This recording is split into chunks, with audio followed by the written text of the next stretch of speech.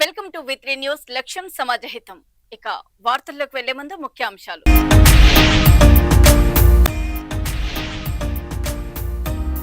కేంద్రం వైఖరిని తప్పుపట్టిన జాజుల శ్రీనివాస్ గౌడ్. తెలంగాణలో బీసీ కులాల ప్రస్తావన లేకపోవడంపై ఆగ్రహం.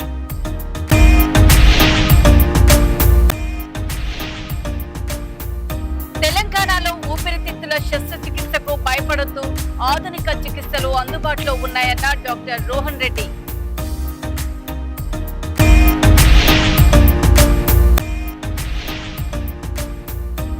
ప్లాస్టిక్ వినియోగాన్ని తగ్గించాలన్న బి అనిల్ కుమార్.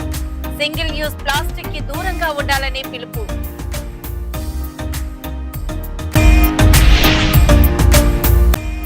తెలంగాణలో రూపారెడ్డికి ఘన నివాళులు. సిరిసిల్లలో టీఆర్ఎస్ ఎంఏ ఆధ్వర్యంలో ఉపాధ్యాయుల క్యాండిల్ ర్యాలీ.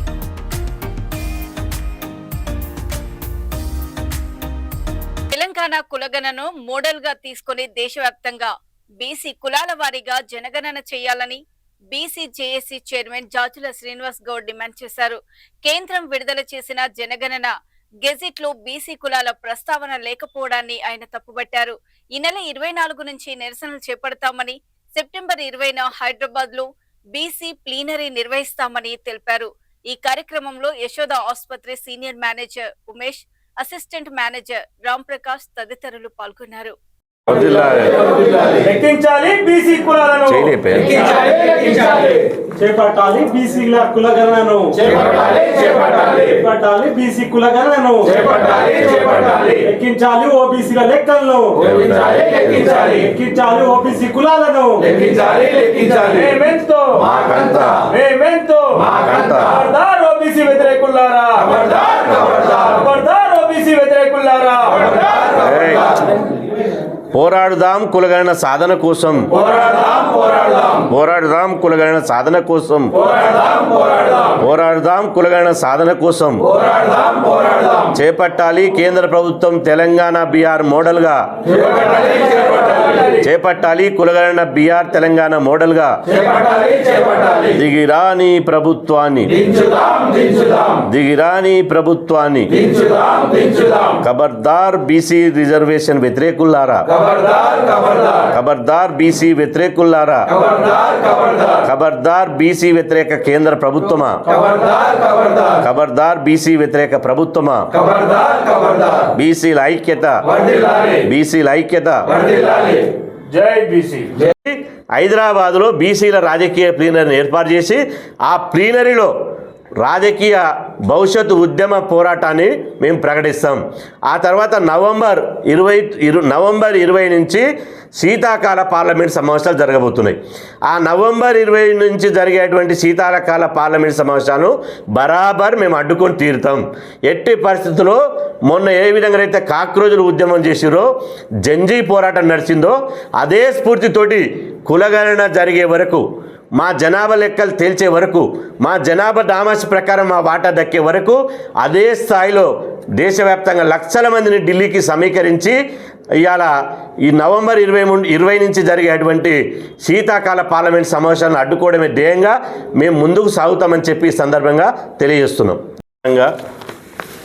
ఈ మీడియా సమావేశం యొక్క ఉద్దేశం మా ఉద్యమ సోదరులు, సహచరులు అన్ని విషయాలు సమగ్రంగా మీ ముందుంచడం జరిగింది. ప్రధానంగా ఇటీవల ఆగస్టు 14వ తేదీ నాడు ఒక గెజిట్ నోటిఫికేషన్ విడుదల చేసింది కేంద్ర ప్రభుత్వం.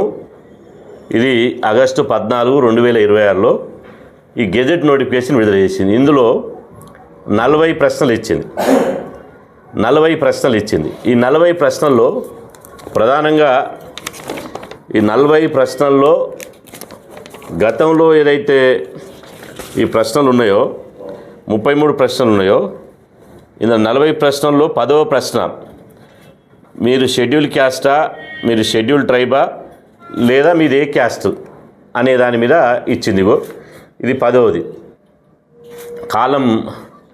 ఈ గెజిట్లో 10వ నెంబరు ఇది ఇచ్చింది. ఇది చాలా అస్పష్టంగా ఉంది. ఇది ఎవడన్నా చూస్తే నవ్వుకుంటారు అనమాట. ఇది చిన్నపిల్లలు ఇచ్చేటువంటి ఒక గెజిట్ నోటిఫికేషన్లా ఉంది తప్ప కేంద్ర ప్రభుత్వం ఇచ్చినటువంటి గెజిట్ నోటిఫికేషన్లా లేదు. ఇలా ఒకటి సూటిగా స్పష్టంగా కేంద్ర ప్రభుత్వాన్ని మేము అడుగుతున్నాం. పేటలో నిర్వహించిన విలేకరుల సమావేశంలో యశోద ఆసుపత్రి thoracic surgeon doctor Rohan Reddy మాట్లాడుతూ ఊపిరితిత్తుల శస్త్రచికిత్సలు ప్రమాదకరమనే అపోహలను ప్రజలు వీడాలని సూచించారు. ఊపిరితిత్తుల క్యాన్సర్, టీబీ, సిఓపిడి ఇతర సమస్యలకు ఆధునిక చికిత్సలు అందుబాటులో ఉన్నాయని తెలిపారు. మినిమల్ ఇన్వెసివ్ రోబోటిక్ థోరాసిక్ సర్జరీలతో చిన్న కోతలతోనే చికిత్స చేయవచ్చని, అవసరమైన రోగులకు లంగ్ ట్రాన్స్ప్లాంట్ కూడా అందుబాటులో ఉందని చెప్పారు. సమస్యలను నిర్లక్ష్యం చేయకుండా సరైన సమయంలో నిపుణులను సంప్రదించాలని డాక్టర్ రోహన్ రెడ్డి సూచించారు. అందరికీ నమస్కారం. నా పేరు డాక్టర్ రోహన్ రెడ్డి. నేను ప్యూర్ థొరాసిక్ సర్జన్ని, అంటే లంగ్ రిలేటెడ్ సర్జరీస్ చేస్తూ ఉంటాను. ఇప్పుడు యశోద సోమాజిగూడలో పనిచేస్తూ ఉన్నాను. లంగ్ రిలేటెడ్ సర్జరీస్ అంటే లంగ్ క్యాన్సర్స్ కానీ, లేకపోతే ఇన్ఫెక్షన్స్ వల్ల ఒక భాగం లంగ్ చెడిపోతే అట్లాంటి వాటికి ఆ భాగం లంగ్ అనేది తీయడం జరుగుతుంది. దాన్ని సహజంగా మనం లోబెక్టమీ అంటాం. ఒక్కొక్కసారి అట్లాంటి పేషెంట్స్కి పూర్తిగా లంగ్ చెడిపోవడం వల్ల లంగ్ మొత్తం తీసేయాల్సి వస్తుంది. దాన్ని న్యూమోనెక్టమీ అంటాం. సో ముందు కాలంలో మనకి ఇట్లాంటి పేషెంట్స్కి సర్జరీ చేస్తే రిస్క్ చాలా ఎక్కువ ఉండే అనే భయం ఉండేది. కానీ ఇప్పుడు అది చాలా కామన్గా జరిగే సర్జరీ, చాలా సక్సెస్ఫుల్ సర్జరీ.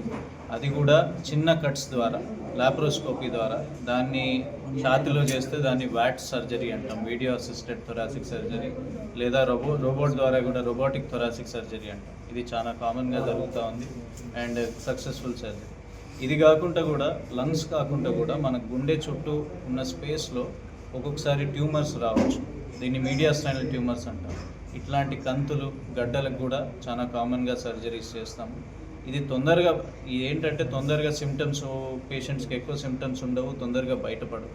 మనం ఏదో రొటీన్ చెకప్లో అప్పుడప్పుడు బయటపడతాయి. దాన్ని అంతే వదిలేస్తే అది సీరియస్ స్టేజ్కి వెళ్ళే వరకు మళ్ళీ అడ్వాన్స్ స్టేజ్కి వెళ్ళిపోతుంది. సో తొందరగా దానికి కేర్ తీసుకొని తగిన ట్రీట్మెంట్ తీసుకోవడం ముఖ్యం. ఒక్కొక్కసారి పేషెంట్కి సడన్గా ఆయాసం రావడం, లేకపోతే ఛాతీలో బరువులాగా అనిపించడము, దగ్గు, ఇన్ఫెక్షన్స్లో ఫీవర్ రావడం, ఇవన్నీ కామన్ సిమ్టమ్స్. చాలాసార్లు ఏంటంటే మనం ఏదో ప్రాబ్లంకి వెళ్ళి ఒక ఎక్స్రే తీసుకుంటే, ఛాతీ ఎక్స్రే తీసుకుంటే దాంట్లో సన్న షాడో ఏమైనా పడుతుంది. అట్లాంటిది దాన్ని ఒక డాక్టర్ చెప్పి మీరు సిటీ స్కాన్ చేసుకోండి అని అంటారు, కానీ చాలామంది దాన్ని నిర్లక్ష్యం చేస్తారు. అట్లా కాకుండా తొందరగా దానికి ఒక సింపుల్ సిటీ స్కాన్ చేస్తే మీకు చాలా ప్రాబ్లమ్స్ బయటపడతాయి. మన దగ్గర ఎక్కువ కావు, కానీ బయట దేశాల్లో అయితే సంవత్సరానికి కంపల్సరీ ఛాతీకి CT scan, lung CT scan అనేది కంపల్సరీ ఉంటుంది. అది కాకుండా ఇప్పుడు ఏంటంటే మనకి ఎన్వైరన్మెంట్ పొల్యూషన్, కాలుష్యం ఉండడం వల్ల, లేకపోతే చాలా మందికి స్మోకింగ్ ప్రాబ్లం వల్ల లంగ్స్ అనేది పాడయ్యే ఆస్కారం ఉంటుంది. దాన్ని సిఓపిడి అంటాము. లేకపోతే వేరే ఆటో ఇమ్యూన్ డిసీజెస్, అంటే మన మన మన మన శరీరమే మన లంగ్స్ని అటాక్ చేసి లంగ్స్ని పాడు చేస్తాయి అన్నమాట. ఇవన్నీ అంతే డిసీజ్ పోయే కొద్దీ ఎండ్ స్టేజ్ లంగ్ డిసీజ్, అంటే పూర్తిగా లంగ్ డ్యామేజ్ అవ్వడం వల్ల అప్పుడు ఇంకా వేరే ఆప్షన్ ఉండదు, లంగ్స్ మార్పిడి చేయాలి, లంగ్ ట్రాన్స్ప్లాంట్ చేయాలి. సో ఈ సర్వీసెస్ కూడా ఇప్పుడు మా దగ్గర ఉన్నాయి అండ్ సక్సెస్ఫుల్గా చేస్తూ ఉన్నాం. సో లంగ్ సర్జరీస్ అనేది ఒక సపరేట్ డిపార్ట్మెంట్, ఒక సపరేట్ ఎంటిటీ, అది ఒక సపరేట్ డిసిప్లిన్ అండ్ అది సేఫ్గా, సక్సెస్ఫుల్గా చేయొచ్చు. మేము రెగ్యులర్గా చేస్తూ ఉంటాం. అది జనాలకి అవగాహన తీసుకురావడానికే ఈ సపరేట్ ప్రత్యేకంగా మేము చేసే మినిమల్ ఇన్వేజివ్ థొరాసిక్ సర్జరీలో 2 నుంచి 3 రోజులలో. తెలంగాణలో ప్లాస్టిక్ వినియోగాన్ని తగ్గించి పర్యావరణాన్ని కాపాడేందుకు యువత ముందుకు రావాలని అసెంజ్ world mission society church of God ప్రతినిధులు పిలుపునిచ్చారు. ఖైరతాబాద్ విశ్వేశ్వరయ్య భవన్ లో నిర్వహించిన జీరో ప్లాస్టిక్ గ్లోబల్ ఫోరం లో సుమారు 500 మంది విద్యార్థులు పాల్గొన్నారు. సింగిల్ యూజ్ ప్లాస్టిక్ ని తగ్గించి పునర్వినియోగ వస్తువులను ప్రోత్సహించాలని ప్రతినిధులు సూచించారు. విద్యార్థులు తమ కుటుంబాలు, విద్యా సంస్థల్లో ప్లాస్టిక్ వినియోగాన్ని తగ్గించేలా అవగాహన కల్పించాలని భారతదేశ ప్రతినిధి బి అనిల్ కుమార్ కోరారు. ఈ కార్యక్రమంలో విద్యార్థులు ప్లాస్టిక్ వినియోగాన్ని తగ్గించి పర్యావరణ పరిరక్షణకు కృషి చేస్తామని ప్రతిజ్ఞ చేశారు.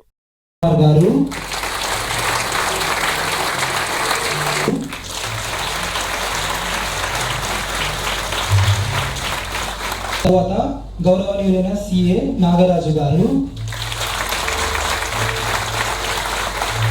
చేసిన ప్రతి ఒక్కరికి మరోసారి మా హృదయపూర్వక కృతజ్ఞతలు తెలియజేస్తున్నాము.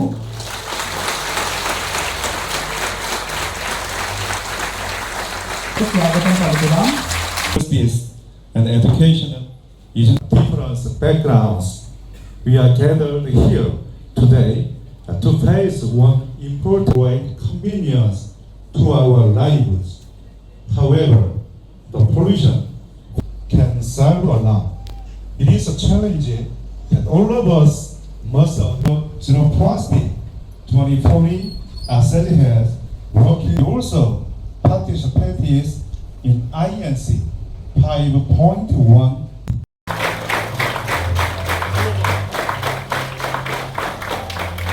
ఇప్పుడు బియాండ్ ప్లాస్టిక్.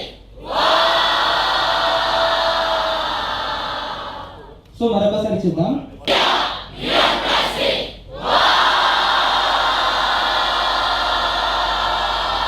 ఆసేజ్ ఇండియా ప్రెసిడెంట్గా మాట్లాడుతున్నాము. ఇక్కడ ఈ ఆసేజ్ అంటే save the earth from A to Z. యాక్చువల్గా green India and beyond plastic దీని విషయంలో దీని గురించి తెలియజేయాలని కోరుకుంటున్నాం. యాక్చువల్గా ఈ ప్లాస్టిక్ అనేది ప్రపంచవ్యాప్తంగా ఎన్నో కోట్ల ప్లాస్టిక్ అనేది ప్రొడ్యూస్ అయ్యి అది సముద్రాల నుంచి అలాగే నదుల నుంచి అది ఆ ప్లాస్టిక్ అనేది చివరికి మనుషులు తినే ఆహారంలో కూడా అవి ప్రవేశించి అనేక వ్యాధులకి క్యాన్సర్స్కి వాటికి దారితీస్తుంది.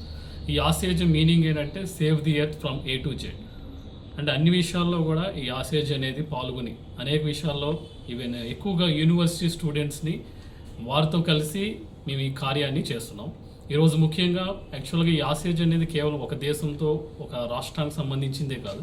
ఇప్పుడు మీరు 170 దేశాలతో కలిసి మేము ఈ యొక్క ప్రోగ్రామ్స్ అనేవి ఈ యొక్క ఎన్విరాన్మెంట్ సంబంధించి కార్యాలు అనేవి చేస్తున్నాం. ముఖ్యంగా ఈ జీరో ప్లాస్టిక్ అని 2040 కల్లా ఈ యొక్క ఐక్యరాజ్య సమితి కూడా వారితో కలిసి కూడా ఈ ఐక్యరాజ్య సమితితో కూడా మేము కలిసి ఈ కార్యాన్ని యుఎన్తో కూడా చేస్తున్నాం. కాబట్టి యుఎన్లో కూడా మన యొక్క యూనివర్సిటీ స్టూడెంట్స్ని కూడా వాళ్ళు ఇన్వైట్ చేసి ఈవెన్ బ్రెజిల్ ప్రెసిడెంట్ కానీ వారు కూడా దీంట్లో పార్టిసిపేట్ చేయడం అనేది జరిగింది. ఇలా ప్రపంచవ్యాప్తంగా జరుగుతున్న ఈ యొక్క ఆసేజ్ విషయంలో ఈరోజు మేము హైదరాబాద్లో కూడా ఈ ఫోరం అనేక మంది ఈ గవర్నమెంట్ సెక్టర్స్తో కలిసి ఈ కార్యాన్ని మేము చేయడం అనేది జరుగుతుంది. ఈరోజు అనేక మంది విఐపీస్ కూడా వారు కూడా వచ్చి ఈవెన్ ఫేమస్ డాక్టర్స్ కూడా అలాగే వారు కూడా even some business mans even Agarwal వారు కూడా వచ్చి ఈ యొక్క MOUలో సైన్ చేసి ఈ యొక్క సపోర్ట్ సిగ్నేచర్స్ చేసి ఈ విధంగా అందరూ కూడా ఈ పబ్లిక్గా అందరూ ఒకరితో ఇది జరిగేది కాదు.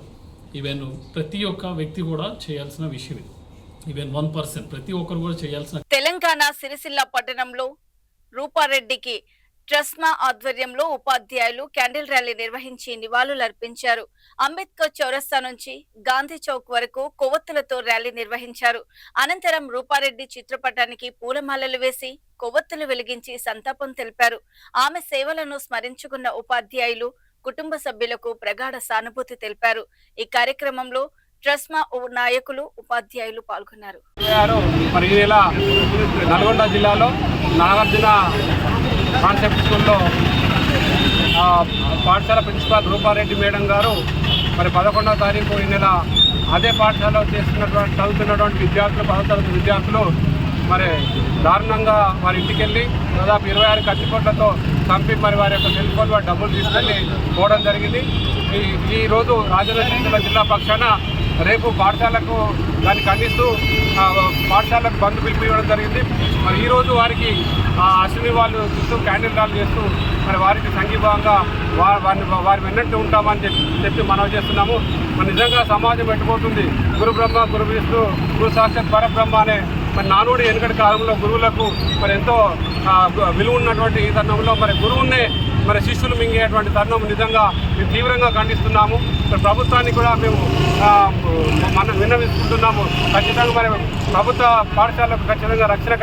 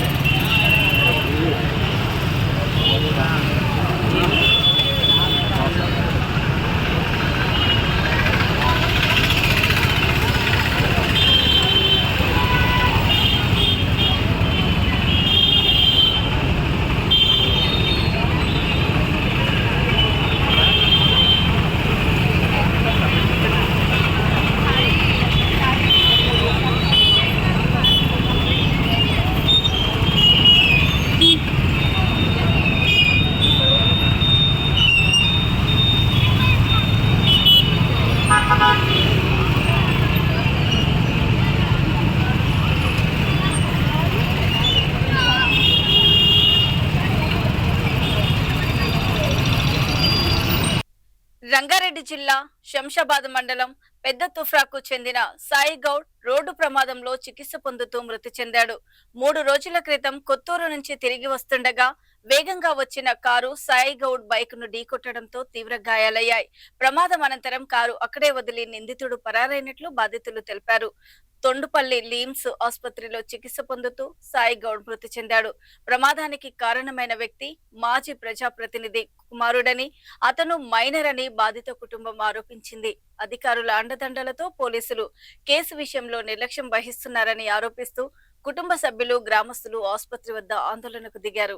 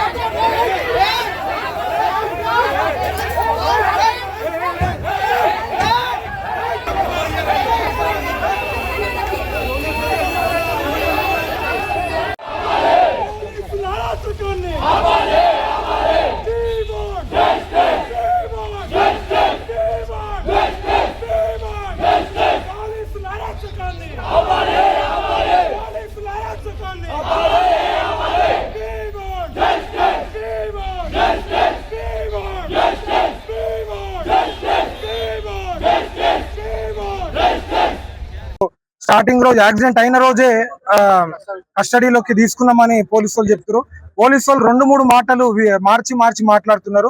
వాళ్ళు ఎవరికి న్యాయానికి ఉన్నారా లేకపోతే అన్యాయానికి ఉన్నారా మాకేం అర్థం కావట్లేదు. ప్రభుత్వము దీని మీద, ఈ దృష్టి మీద ఖచ్చితంగా న్యాయం తీసుకోవాలని, పోలీసుల మీద ఒత్తిడి పెట్టాలని నేను మీ ప్రెస్ ద్వారా మనస్ఫూర్తిగా కోరుకుంటున్నాను. ఆ వ్యక్తి గుద్దిన వ్యక్తి వ్యక్తి ఆయనది బాల్నగర్ కి చెందిన వ్యక్తి ఎక్స్ఎంపీపీ అంట.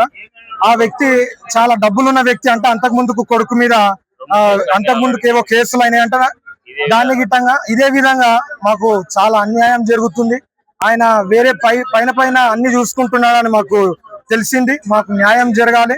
మేము న్యాయం జరిగేంత వరకు ప్రభుత్వంతోని, ప్రభుత్వ అధికారులతోని, పోలీస్ వ్యవస్థతోని ముందుగా మేము అందరితోని కోరుకుంటున్నాం. మాకు న్యాయం జరిగేంత వరకు మేము ఇక్కడ నుంచి కళ్ళం. కొత్తూరు పోలీస్ స్టేషన్ పోలీసు వాళ్ళు ఏమంటున్నారు, అస్సలు మాకు రెస్పాండ్ ఇస్తలేరు. ఫస్ట్ రోజు రిమైండర్లకు తీసుకున్నామంటారు. ఇదే ఈ రోజు సాయి అనే వ్యక్తి మరణం చెందిండు. పోలీసు వాళ్ళు ఇక్కడికి వచ్చి వచ్చినాము, ఏం డిస్టర్బెన్స్ లేదు, అన్ని అయితే అని ఇక్కడికి వచ్చి. తెలంగాణలో మహబూబాబాద్ జిల్లా తొర్రూరు మండలం మడిపల్లిలో గుంటక రమేష్ హత్య కేసులో పోలీసులు 15 మందిని అరెస్ట్ చేశారు. ఈ నెల 19న రమేష్ పై దాడి చేసి హత్య చేసినట్లు పోలీసులు తెలిపారు. ప్రధాన నిందితుడు కాయితాపు యాకయ్యతో పాటు మరో 14 మందిని అరెస్ట్ చేసినట్లు వెల్లడించారు. పాత కక్షలు, గ్రామంలో జరిగిన వివాదాల కోణంలో దర్యాప్తు కొనసాగుతోందని, మరికొందరి ప్రమేయం కూడా విచారణలో తెలుస్తామని పోలీసులు తెలిపారు. నిందితులను కోర్టులో హాజరుపరచనున్నట్లు వెల్లడించారు.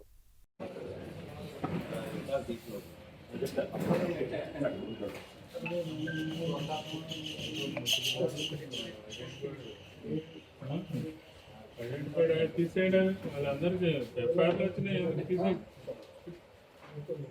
అని అందరు గుర్తుపట్టాలి కదా.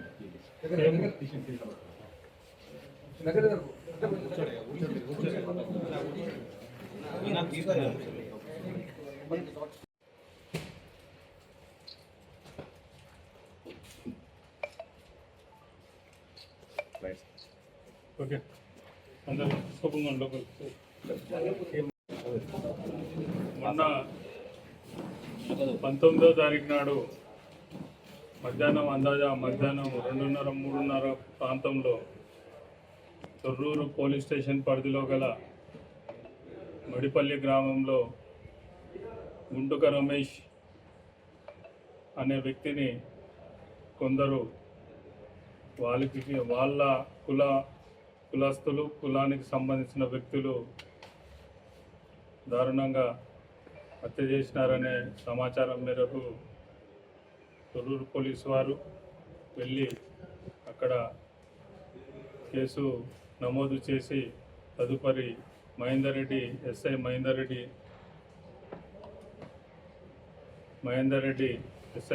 రెడ్డి కేసు రిజిస్టర్ చేయడం జరిగింది.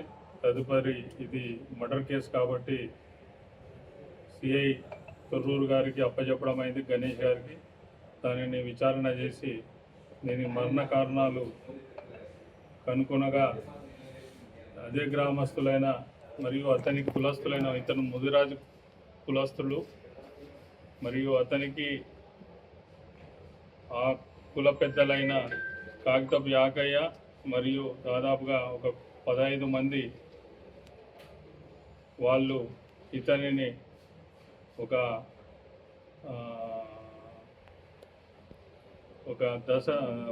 5 వద్దుల దినం ఉంటే వాళ్ళ కులస్తుడు చనిపోతే అక్కడికి పోయినప్పుడు వాళ్ళకు మధ్యన మాట పెరిగి ఇతనిని దారుణంగా అందరూ కలిసి దాదాపుగా 15 మంది కలిసి కాకుతపు యాకయ్య అనే వ్యక్తి ముదిరాజు కుల పెద్ద మడిపల్లి గ్రామస్తుడు, అతని ఆధ్వర్యంలో దాదాపు 15 మంది అతనిని దారుణంగా వెంటబడి కట్టెలు మరియు రాళ్లతో కొట్టి, చేతులతో కొట్టి చంపడం జరిగింది. వీళ్ళందరినీ ఈరోజు మడిపల్లి గ్రామంలో పట్టుబడి చేసి పోలీస్ స్టేషన్కి తీసుకొచ్చి విచారణ. ఇప్పటి వరకు ఉన్నటువంటి బులెటిన్ అప్డేట్స్.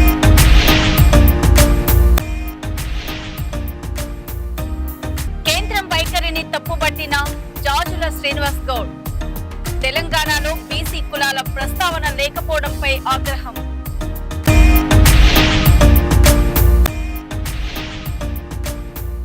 తెలంగాణలో ఊపిరితిత్తుల శస్త్రచికిత్సకు భయపడొద్దు, ఆధునిక చికిత్సలు అందుబాటులో ఉన్నాయన్న doctor Rohan Reddy.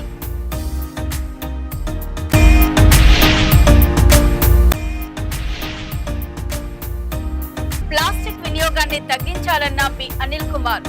Single use plastic కి దూరంగా ఉండాలని పిలుపు.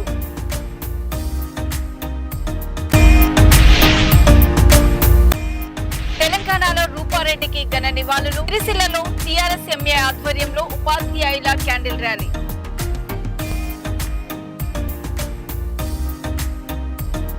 మరో బులెటిన్ తో మళ్ళీ మీ ముందుంటాం. అప్పటి వరకు చూస్తూనే ఉండండి. V3 న్యూస్, లక్ష్యం సమాజ హితం. నమస్తే.